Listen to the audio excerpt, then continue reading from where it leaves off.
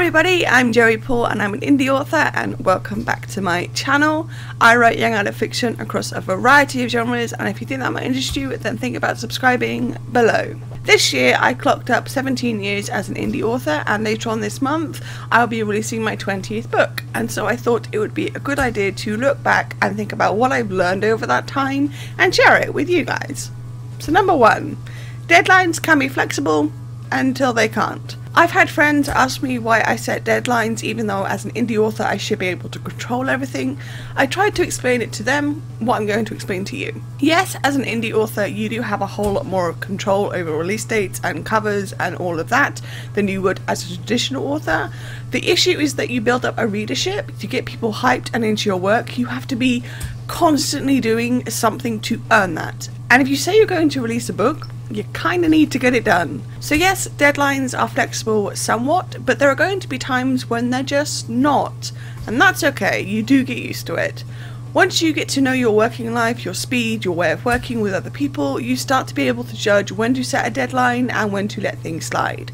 Personally, I've always built in buffer zones to my deadlines, but that's not always something that will work. If you're someone who flourishes under a deadline, go you. But I'm just not. I get anxious and stressed and all of that, and I know that once the deadline creeps closer and closer, the levels are just going to keep on going up. That said, you do get to a point where you know it'll take you X amount of time to get something done, and while planning your time and the like is a good idea, it doesn't have to be the only idea.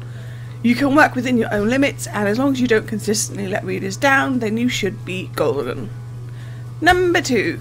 A cover is very important. When I first started publishing after Blackout, which was my debut, I made a very big mistake. I didn't do a lot of work when it came to my covers.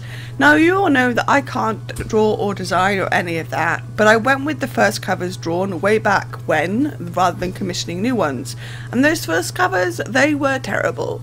I say this now basically to make sure that you don't make the same mistake that I did.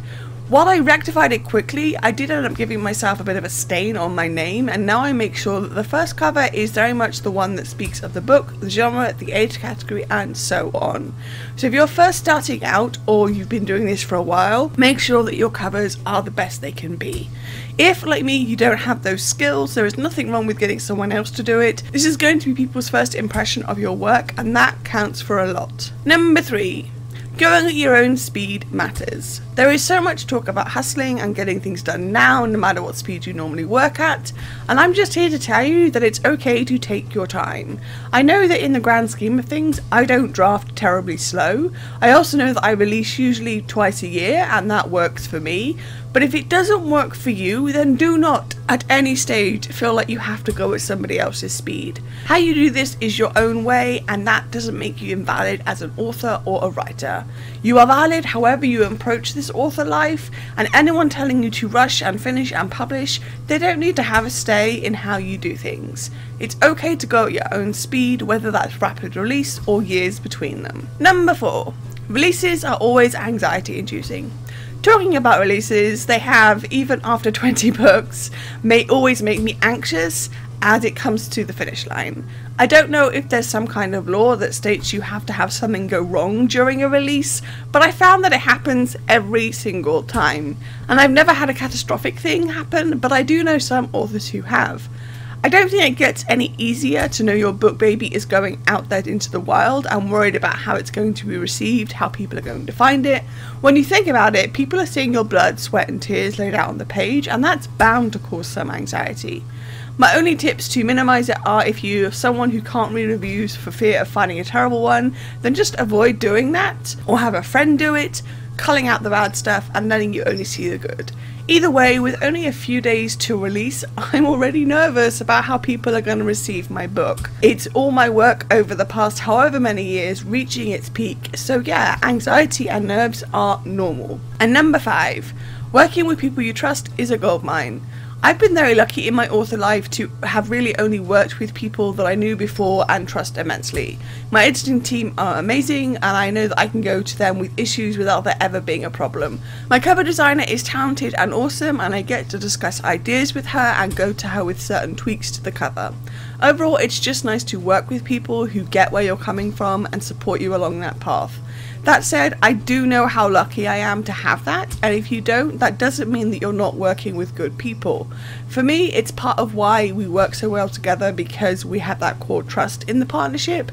I know that they want the book to be the best it can be, they know what I'm aiming for with the story, and boom, perfection comes from it. So if you do develop that kind of partnership with your editor or cover designer or anyone working with you, then just know how lucky you are and treasure it. So yeah, I have done 17 years as an author. It's been 17 years, over 17 years since Blackout was first published, and boy has the indie world come so far since then. And now I am coming up to the release of my 20th book, and I couldn't be more proud and excited about it going out there in the world. I'm really happy with how it's turned out. I'm really happy the way it's been received so far by ARC readers and the like, and I'm just excited about the second Crumbing Chronicles book being out there. So what is something you've learned in your time as an author? Let me know in the comments down below. So that's all I've got time for today. If you want to support my channel, you can comment, like or subscribe. I post videos on Thursdays. You will find me all over social media, and my books are available everywhere, and you can also sign up for my newsletter. And don't forget to pre-order Crumbing Chronicles The Second Pang, which is the second in the Young Adult Urban Fantasy series, and if you do pre-order, don't forget to grab the swag. And also don't forget to grab a ticket for The City in Birmingham in July 2023, where I'll be signing books. All the links to which are listed below. Thanks for watching, and remember to keep writing. Bye!